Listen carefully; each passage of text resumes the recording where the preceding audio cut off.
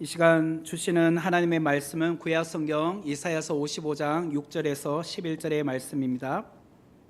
제가 갖고 있는 성경으로는 1036페이지 이사야서 55장 6절부터 11절의 말씀입니다.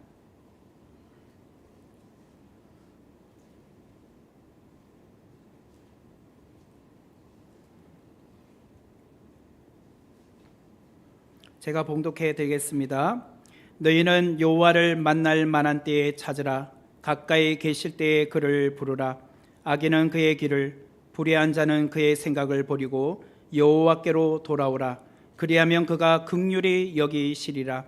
우리 하나님께로 돌아오라. 그가 너그럽게 용서하시리라. 이는 내 생각이 너희의 생각과 다르며 내 길은 너희의 길과 다름이니라. 여호와의 말씀이니라. 이는 하늘이 땅보다 높음같이 내 길은 너희의 길보다 높으며 내 생각은 너희의 생각보다 높음이니라.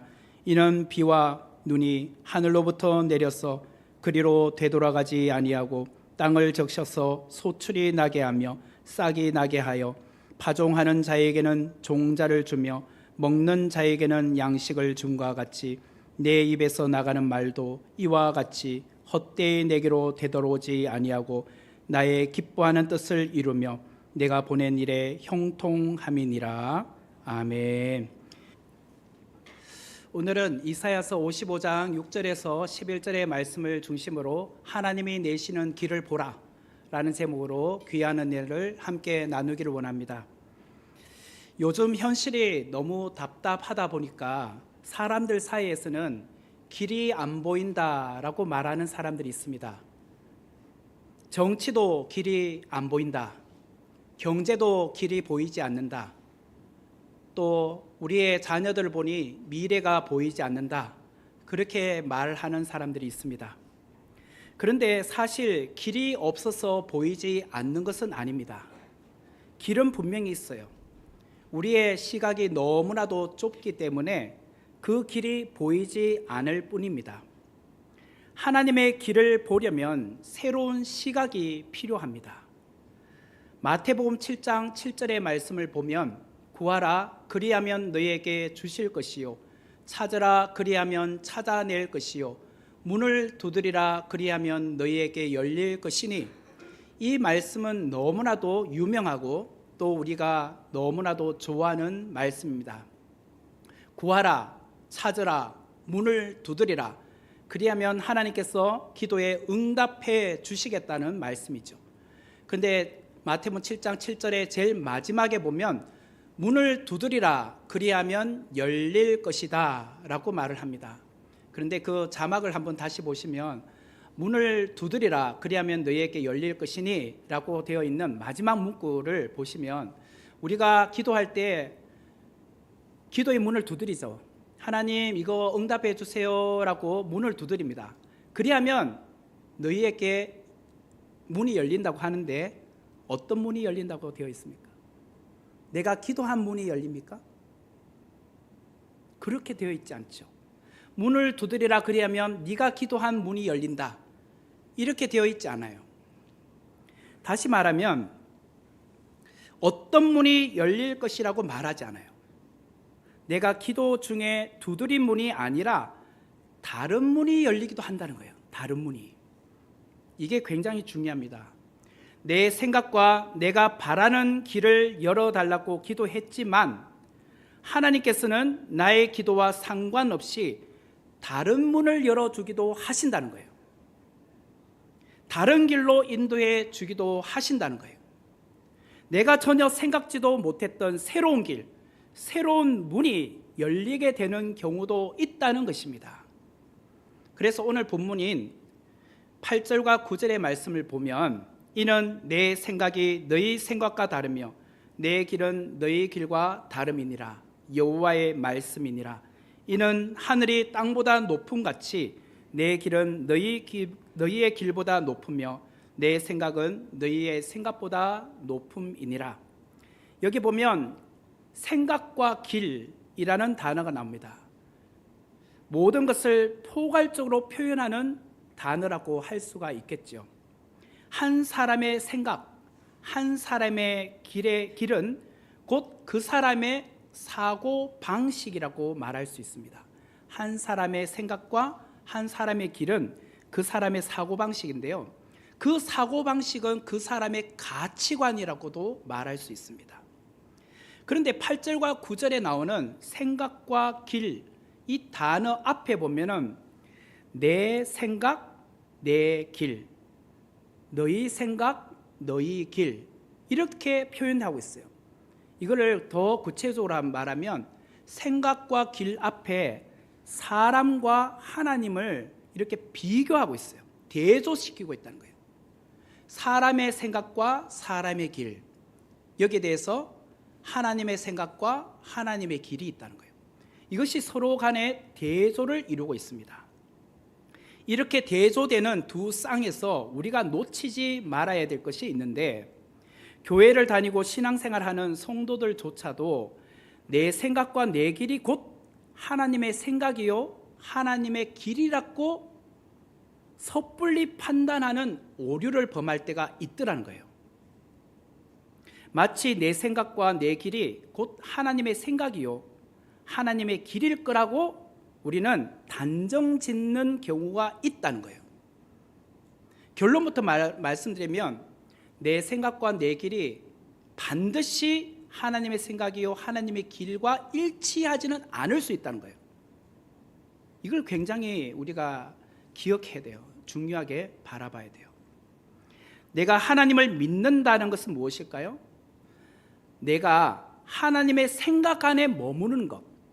내가 하나님을 믿는다는 것은 내가 하나님의 길을 따르는 것이에요. 다시 말하면 내가 하나님을 믿는다는 것은 내가 하나님의 사고방식과 하나님의 가치관 안에서 내가 살아간다는 것을 의미해요.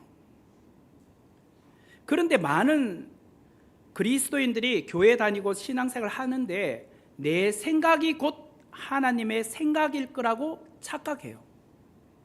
이런 사고방식이 잘못되었다는 것을 우리는 인식해야 됩니다. 이런 생각을 갖고 있으면 마치 내가 하나님으로 이렇게 그 자리에 있는 거예요. 내 생각이 곧 하나님의 생각이라 하다 보면 그게 일치하지 않으면 어떻게 돼요? 마치 하나님을 내 생각에 맞추도록 자꾸 강요하는 것이 되기 때문이죠. 성경에서 그런 하나의 사례를 찾아본다면 저는 요셉이 아닐까라는 생각이 듭니다. 요셉은 자기 생각대로 자기의 계획대로 그의 인생이 초반에 펼쳐졌나요? 그렇지 않죠. 요셉이 언제 노예로 팔려가고 싶어서 애굽으로 종으로 팔려갔습니까? 그는 그냥 아버지 집에서 채색 옷을 입고 그냥 아버지 밑에서 사랑을 받으며 도련님 소리 들으며 나중에 그 가문을 잇는 그런 족장이 된 것이 그의 나름의 자기의 생각이었고 자기의 길이었을지도 몰라요.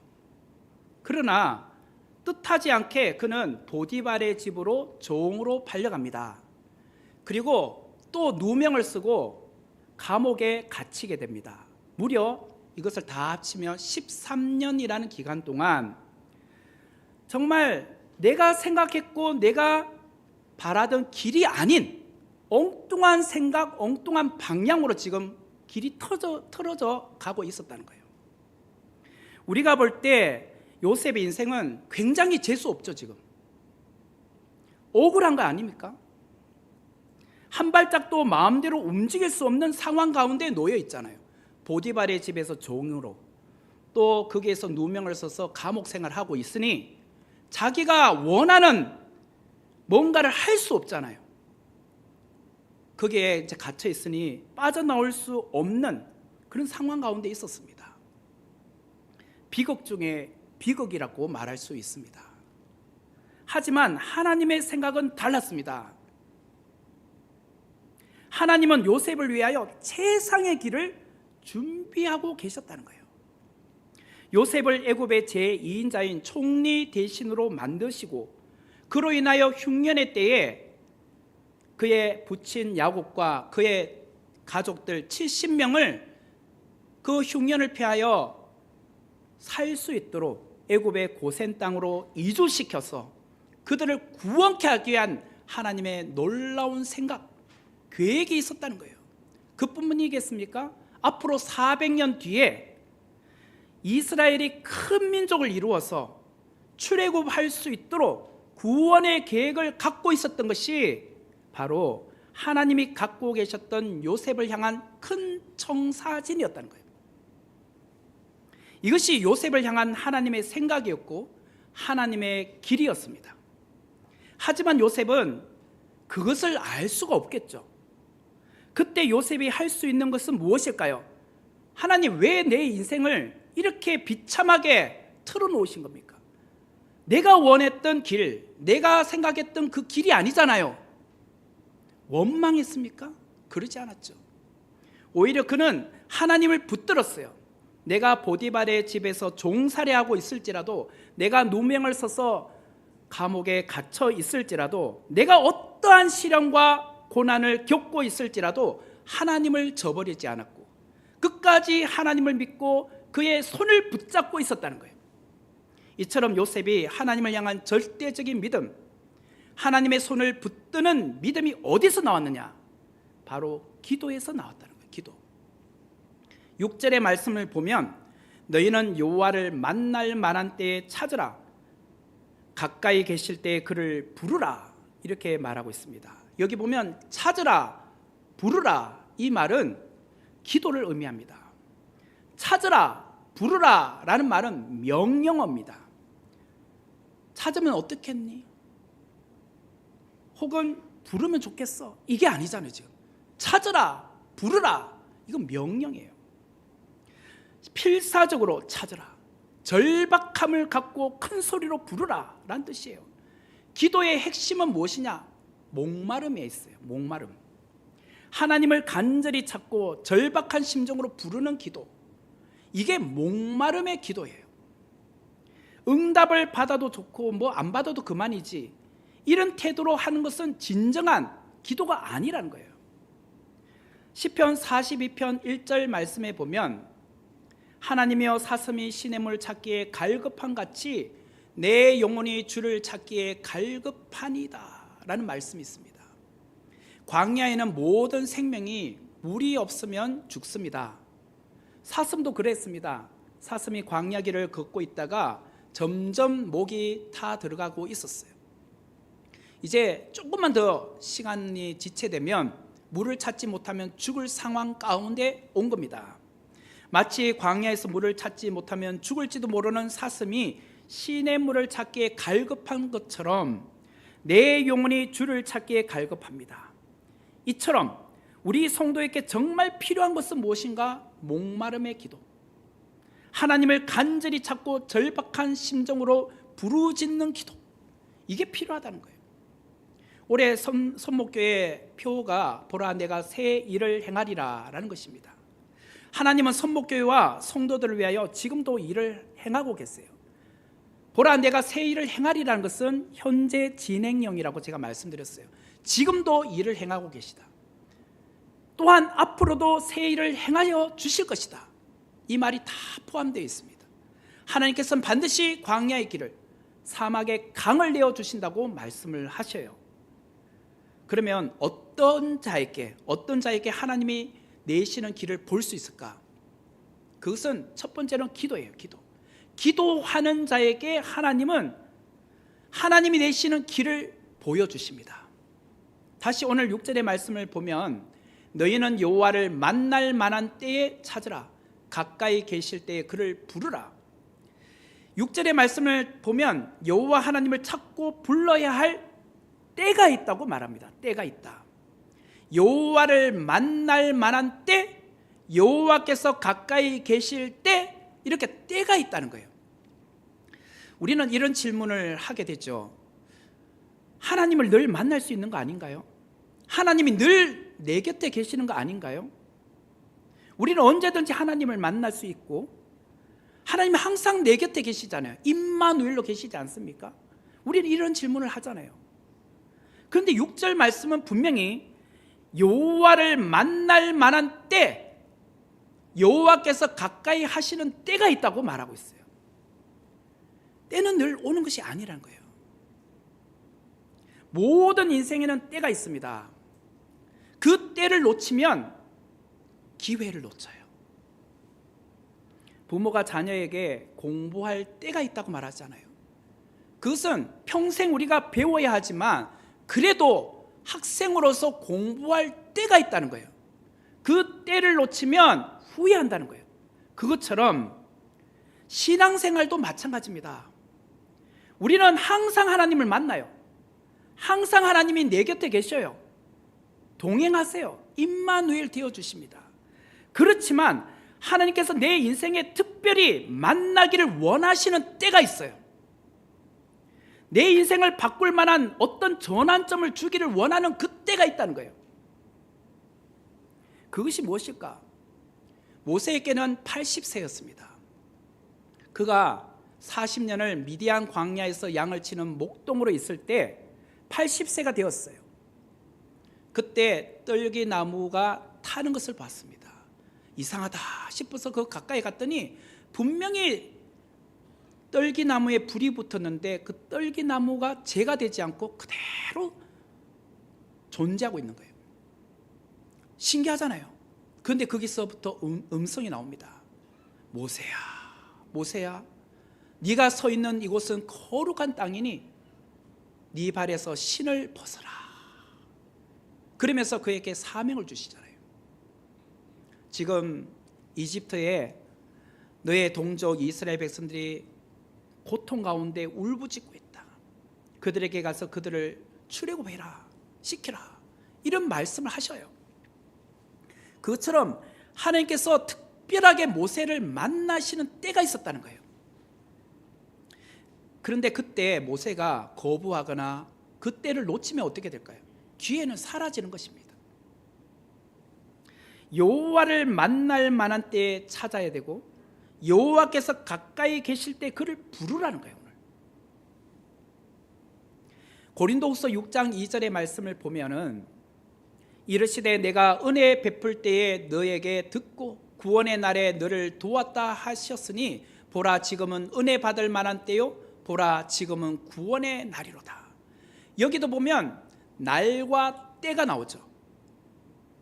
은혜 베풀 때, 은혜 받을 만한 때, 구원의 날, 이렇게 단어들이 나옵니다. 이때가 지나면 다시 그때와 그 날은 오지 않는다는 거예요. 그래서 신앙생활에 있어서 중요한 것은 타이밍이에요. 타이밍. 부흥의 때, 은혜의 때가 있다는 거예요. 성령께서 강력하게 역사하시는 때가 있다는 거예요. 내가 그러므로 그 때에 그 자리에 있는 것이 중요해요. 여러분, 우리는 늘 하나님 앞에 나와서 예배 드릴 수 있다고 생각하시면 안 돼요. 이런 말씀을 드리면 좀 죄송하긴 하지만 금요일 날 아침에 장문희 집사님께서 소천을 하셨습니다. 그 전날 목요일 날 저희 아내하고 신방을 갔는데 그때만 해도 별 문제가 없었어요. 괜찮았어요.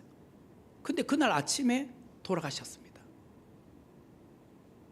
69세로 돌아가셨어요. 뭐 좀 지병은 있었지만 그렇게 갑작스럽게 돌아가실 거라고 생각을 못했습니다. 분명히 괜찮았으면 오늘 일부 예배에 나왔을 거예요. 늘 그때가 있는 게 아니란 거예요.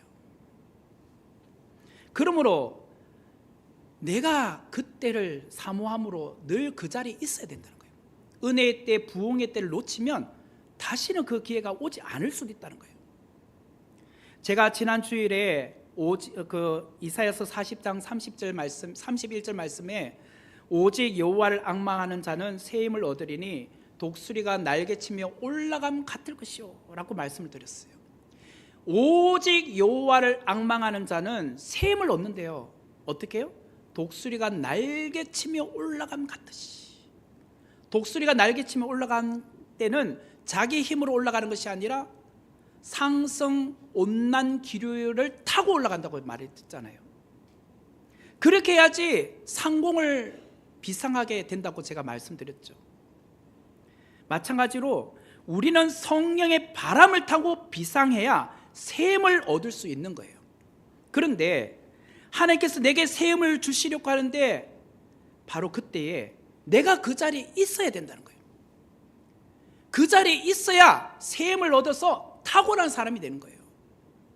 이거는 그냥 모든 사람들처럼 평이한 힘이 아니에요. 10배나 뛰어난 지혜, 세상 사람들이 감당할 수 없는 탁월함을 우리에게 주시는데, 상성 온난 기류를 타고 올라가야, 비상해야 하나님께서 주시는 거예요. 성령의 바람을 타고 올라가야 된다는 거예요. 여호와를 만날 만한 때가 있고 가까이 계실 때가 있는데, 그때를 놓치면 어떻게 되느냐? 낙오자가 돼요. 낙오자가. 옆에 있는 김 집사님, 또 박 권사님, 또 누구 장로님, 누구 성도님, 이런 분들은 바로 그때 있었어요. 그래서 함께 영적 바람을 타고 상승하고 있는데, 그래서 샘을 얻어가고 있어요. 샘이 얻어졌어요. 근데 나는 그 자리에 없었어. 그냥. 그러면 나는요, 낙오자가 되는 거예요.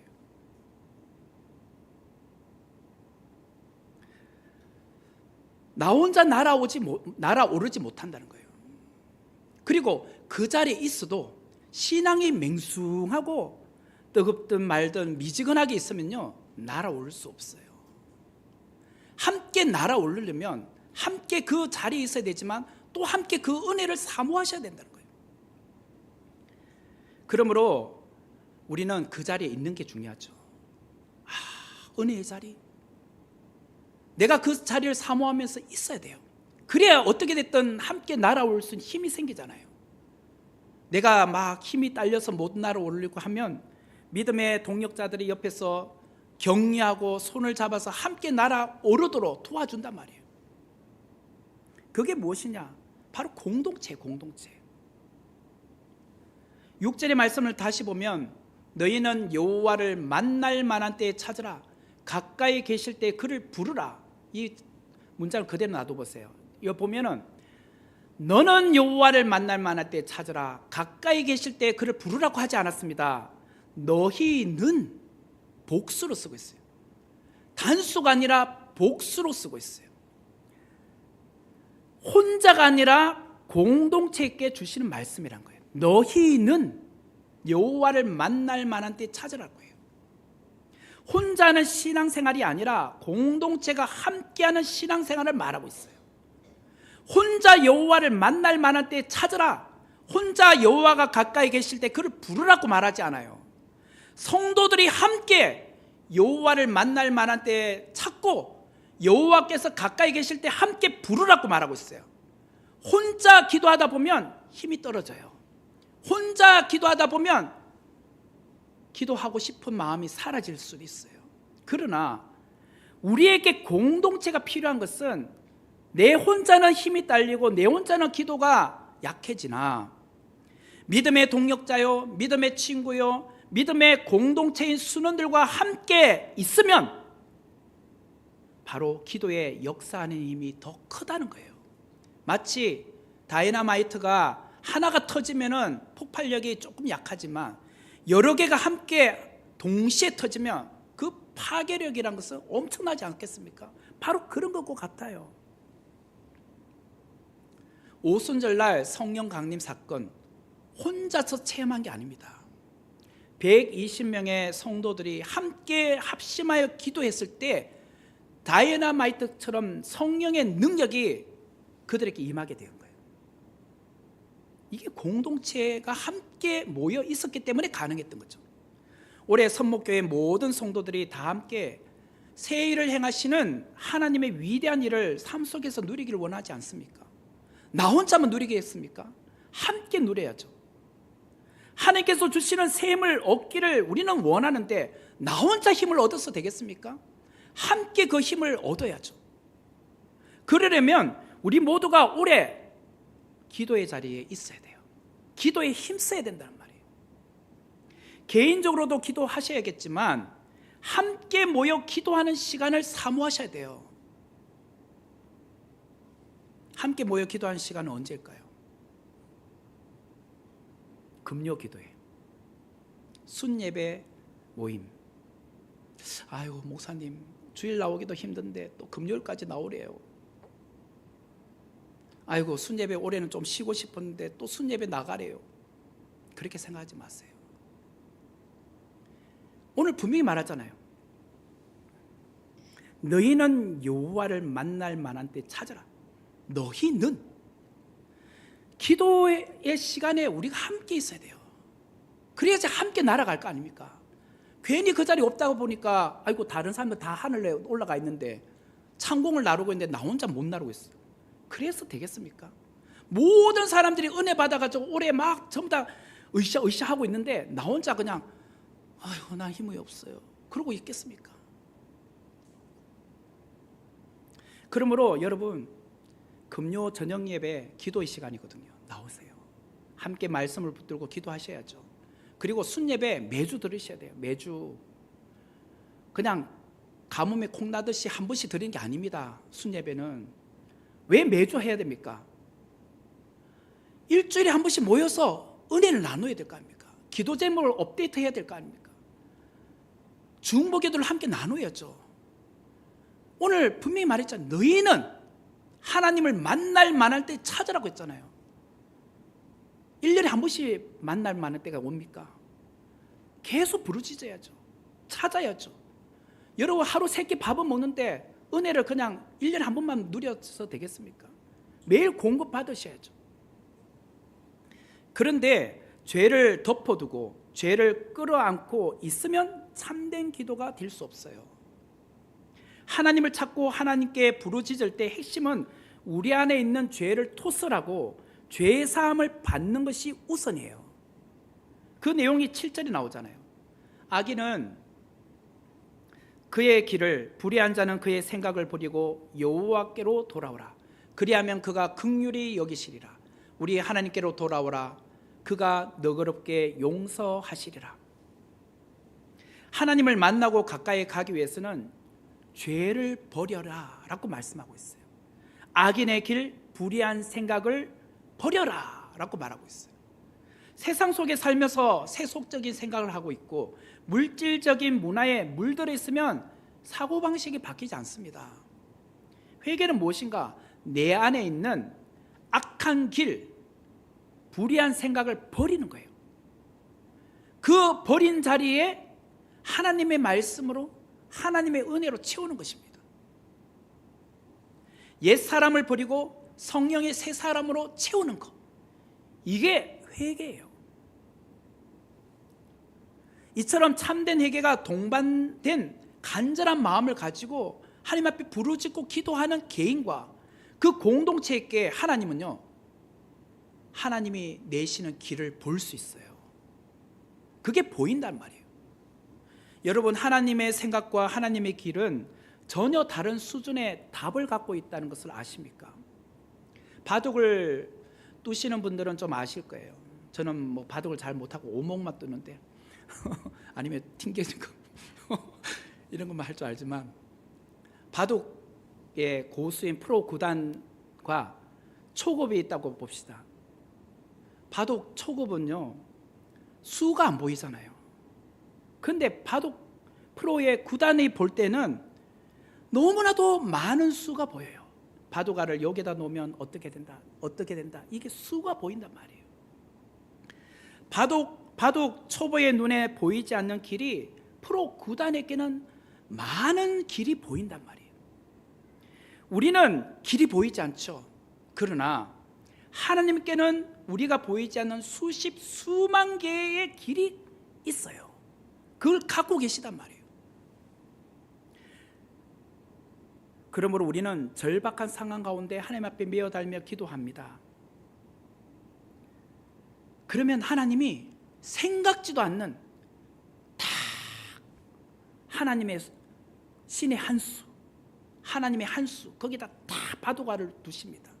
그러면 우리는 놀래 자빠집니다. 우와, 이런 수도 있었나? 내가 전혀 알지도 못했던, 생각지도 못했던 그 자리, 그게 하나님이 놓아주시는 거예요. 이게 내 생각과 내 길이 아니라 하나님의 생각과 하나님의 길이잖아요. 하나님께는 이처럼 하나님의 신의 한 수가 있어요.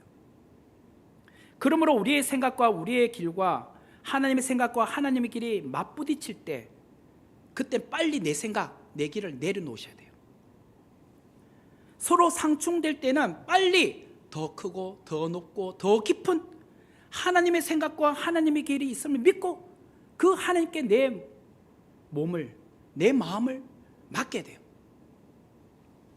당장 손해보는 것 같고 당장은 아쉬워 보이지만 언제나 하나님께는 차선책이 아니라 최선책, 최상의 책이 있다는 거예요. 그걸 믿으시란 말이에요. 그래서 우리는 항상 이렇게 기도해야 됩니다. 하나님, 제가 원하는 기도 제목이 있어요. 저는 이것을 원합니다. 그런데 이것이 하나님의 생각과 다르다면 항상 제 것을 없던 걸로 해주세요. 이렇게 기도하셔야 돼요. 하나님, 끝까지 내 것이 되기를 원합니다. 내가 원하는 대로 해주시옵소서. 그게 아니라 내 뜻과 하나님의 뜻이 상반될 때, 그럴 때는 하나님, 제 것은 없던 걸로 해주십시오. 하나님께는 최고가 있잖아요. 최선책이 있잖아요. 나는 그것을 더 믿어요. 지금은 내가 이해할 수 없고, 지금은 내가 참 그것이 뭔가 이렇게 꼬이는 것 같아도 결국에는 하나님께서 나에게 가장 좋은 길을 열어주시는 것을 믿기 때문에 내 것을 내려놓습니다. 이러는 거예요. 하나님은요, 절대로 실수하지 않으십니다. 우리 인생을 가지고 장난치시는 분이 아니에요.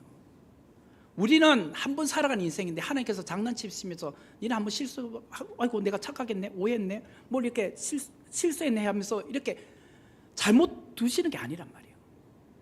얼마나 세심하게 우리를 사랑하시고 아끼시는지 가장 좋은 길로, 가장 선한 길로 인도하고 계시다는 거예요. 지금 당장 이해할 수 없죠. 지금은 받아들이기가 참 어렵죠. 그러나 하나님의 길이 틀린 게 아니었습니다. 하나님의 생각이 우리의 생각과 다를 뿐이었지, 차원이 높으신 그 하나님이 결국에는 우리의 생각보다 탁월한 길로 인도하고 계셨다는 거예요. 여러분의 인생을 한번 되돌아보세요. 그때 내가 참 힘들고 어려운 시련의 시간이었는데 내가 생각했을 때는 A 방향으로 갔었으면 했는데 그때 그 길이 아니라 다른 길로 트셔가지고 B라는 길로 하나님께 인도하셨어요. 그런데 결과를 보니 하나님께서 더 좋게 지금 내 인생을 만들어 놓으셨어요. 그걸 경험한 적 없습니까? 아마 다 그렇게 오신 거 아닙니까? 아이고, 하나님께서 왜 그때 그렇게 해서 내 인생이 이렇게 꼬였습니까? 이런 겁니까? 그게 아니잖아요. 그러므로 이것을 받아들이시라는 거예요. 어떻게 할 때? 하나님께 기도하면 하나님은 내게 가장 좋은 걸로 길을 열어주신 거예요. 하나님 내시는 길을 볼 수 있다는 거예요. 그럼 두 번째는 어떤 자가 하나님이 내시는 길을 볼 수 있을까? 하나님의 말씀을 붙드는 자에게 하나님이 내시는 길을 볼 수 있어요. 하나님 말씀을 붙들 때 10절과 11절의 말씀을 보면 이는 비와 눈이 하늘로부터 내려서 그리로 되돌아가지 아니하고 땅을 적셔서 소출이 나게 하며 싹이 나게 하며 파종하는 자에게는 종자를 주며 먹는 자에게는 양식을 줌과 같이 내 입에서 나가는 말도 이와 같이 헛되이 내게로 되돌아오지 아니하고 나의 기뻐하는 뜻을 이루며 내가 보낸 일에 형통함이니라. 하늘에서 내리는 비와 눈은 자연 법칙에 의해서 땅으로 떨어집니다. 그리고 그것이 소출이 나게 하며 싹이 나게 하고 파종하게 하고 종자를 내게 하고 결국 양식으로 돌아오게 하는 거예요. 비가 내리다가 아이고 비가 잘못 내린다고 다시 하늘로 올라가지 않는단 말이에요. 땅으로 떨어지는 것이 자연의 법칙인 것처럼 하나님의 입에서 나오는 말은 헛되이 돌아가지 않는다는 거예요. 반드시 하나님의 기쁘신 뜻대로 다 성취된다는 거예요. 이루어진다는 거예요. 그래서 그것이 형통으로 이루어진다는 거예요. 형통으로. 이것을 오늘 11절이 말하고 있잖아요. 이처럼 하나님 뜻이 확실할진데 아무리 암울한 현실이요 답이 보이지 않는 미래라 해도 하나님께서는 해답이 있다는 거예요. 하나님께는 능력이 있기에 반드시 성취하신다는 거예요.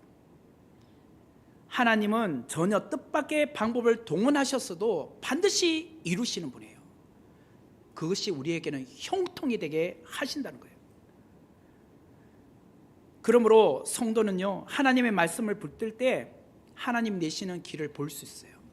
우리가 매일 새벽마다 그날 정해진 큐티인 책자 본문으로 말씀을 나누지 않습니까? 그리고 주일날이나 금요일날은 제가 그때그때 하나님께서 주시는 본문으로 여러분들에게 말씀을 전합니다.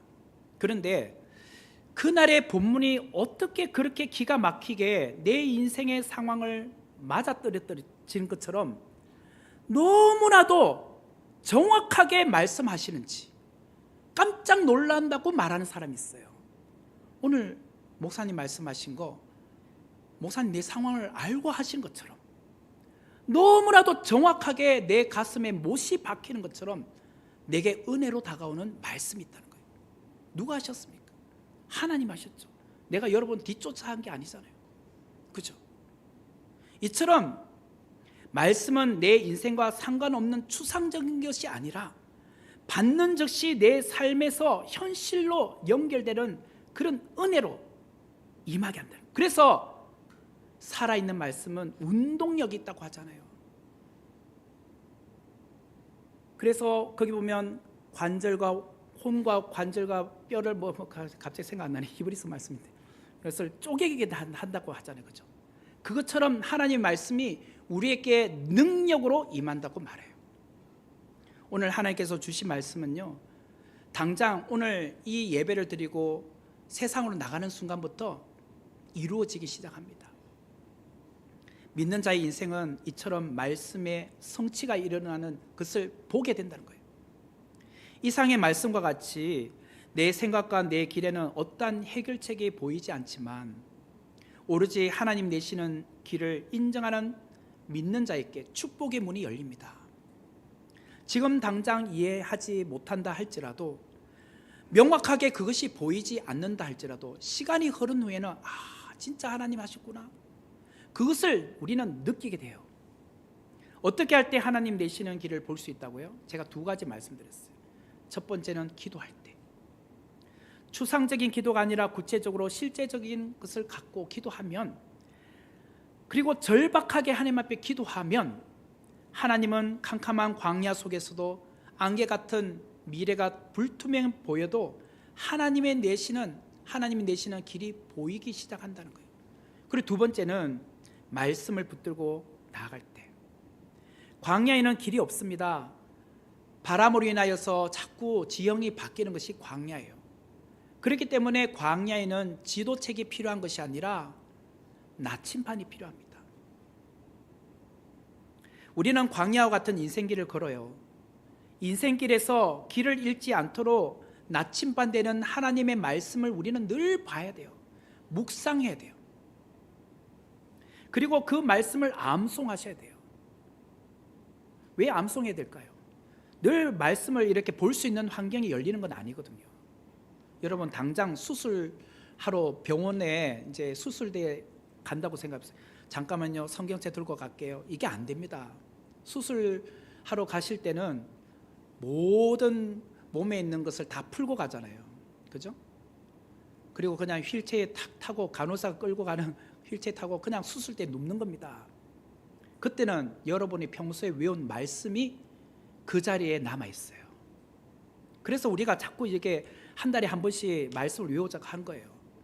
저도 그렇거든요. 수술을 하면은 갈 때마다 뭘 하겠습니까? 제가 외웠던 말씀을 계속 부르면서 암송하면서 가는 거죠 뭐. 그래서 수술대에 앉아 있다가 누워 있다가 그 마취약에 의해서 서서히 그냥 나도 모르게 잠드는 거죠 뭐. 그거 아닙니까? 그렇기 때문에 내 생각과 내 경험으로 광야 길을 가는 게 아닙니다. 하나님의 생각과 하나님의 길이 결국은 광야를 통과할 수 있도록 해주는 겁니다. 지금 내 삶에 해결되지 않은 문제들이 있으신가요? 길이 보이지 않는 그런 미래에 대한 불투명함이 있으신가요? 불안하신가요? 내 생각과 내 길이 아닌 하나님의 생각과 하나님의 길이 있음을 믿으십시오. 하나님은 나를 향하여 크신 계획을 갖고 계십니다. 나를 단련하신 후에는 반드시 정금같이 나오게 하신다는 거예요. 마지막으로 예레미야서 29장 11절부터 13절의 말씀을 제가 읽어드리겠습니다. 여호와의 말씀이니라 너희를 향한 나의 생각을 내가 아나니 평안이요 재앙이 아니니라. 너희에게 미래와 희망을 주는 것이니라. 너희가 내게 부르짖으며 내게 와서 기도하면 내가 너희들의 기도를 들을 것이요 너희가 온 마음으로 나를 구하면 나를 찾을 것이요 나를 만나리라. 오늘 본문과 너무나도 비슷하죠. 너희를 향한 나의 생각을 내가 안다는 거예요. 너희를 향한 나의 생각, 나의 계획을 나는 알고 있다는 거예요. 그러는 재앙이 아니란 거예요. 평안이라는 거예요. 요셉이 애굽으로 팔려간 거 재앙이었습니까? 그 순간에는 재앙이라고 생각이 들었겠죠. 그러나 하나님은 너희를 향한 내 계획은, 내 생각은 평안이라고 말하고 있어요. 평안. 보디발 가정으로 팔려가는 거 평안이라는 거예요. 감옥에 갇히는 거 평안이라는 거예요. 너희에게 미래와 희망을 주는 것이라고 말하고 있어요. 지금 실패한 게 재앙입니까? 아닙니다. 평안입니다. 너희에게 미래와 희망을 주는 것입니다. 이틀 전에 장문희 집사님께서 소천하셨는데요, 우리가 생각할 때는 왜 이렇게 빨리 돌아가셔? 마음이 아프죠. 그런데 하나님의 생각과 하나님의 길은 다른 것 같아요. 아픔이 없는, 고통이 없는 천국으로 장문희 집사님을 데려가셨지만 또 한편으로는 그의 남편과 그의 아들을 예수 믿게 하기 위하여 얼마나 완고한지 몰라요. 예수님을 안 믿고 끝까지 안 나온 거예요. 본인들도 아픈데도. 근데 제가 3일 동안 가서 위로 예배, 입관 예배, 오늘 아침에 발인 예배까지 설교하면서 계속 전도 복음 설교했거든요. 근데 남편분이 제가 교회 가겠다 하시더라고요. 제 앞에서. 이제 오는지 안 오는지 확인만 하면 돼 이제. 보세요. 우리가 볼 때는 왜 장문희 집사님 일찍 돌아가셔? 그런데 하나님의 생각과 하나님의 길은 달라요. 재앙이 아니라 평안이에요. 너희에게 미래와 희망을 주는 거예요. 그로 인하여 한 가정이 복음화되도록 하나님께서 길을 열어놓으신 거예요. 우리가 요셉의 인생을 보세요. 언제 형통의 문이 열렸습니까? 창세기 39장에 보면 이런 말씀이 나옵니다. 요셉이 보디발 집에 있고 감옥에 갇혀 있는데 하나님께서 요셉과 함께 하심으로 보디발 집에 형통케 하셨더라. 간수장에게 형통케 하셨더라. 그 형통이란 말이 요셉에게서는 가장 힘들고 어려운 상황 가운데 형통의 문이 열렸다는 거예요. 내 생각과 내 길과 달랐죠. 하나님의 생각과 하나님의 길은 바로 하나님과 함께하고 하나님 앞에 기도하고 하나님 말씀 붙들 때 하나님 우리 인생에 형통을 열어주셨다는 거예요. 오늘 우리의 삶 속에 그런 형통의 문이 열리길 원합니다. 보라 내가 새 일을 행하리라. 그 하나님은 지금도 일하세요. 누구에게 일하시는가? 기도하는 자, 말씀을 가까이 하는 자, 그분들에게 하나님이 내시는 길을 보게 하신단 말이에요.